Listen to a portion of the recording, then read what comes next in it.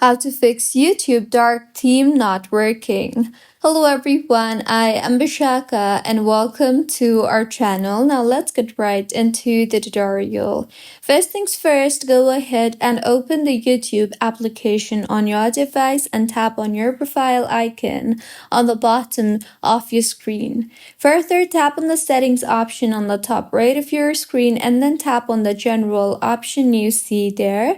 Here you will see the option for appearance. Tap on it and then select the dark theme option, and dark theme should appear by now. If not, then you can also simply try to restart the app and see if that helps, as a simple restarting of the app helps in fixing glitches from the app.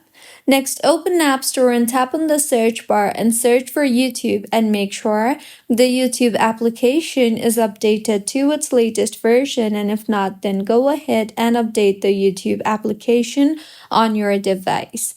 See if that helps, and if not, then open Settings and then tap on General and then on iPhone Storage. Here navigate to YouTube and then tap on the Offload App option you see there and offload the app and reinstall the app again, and by now your issue should have been fixed.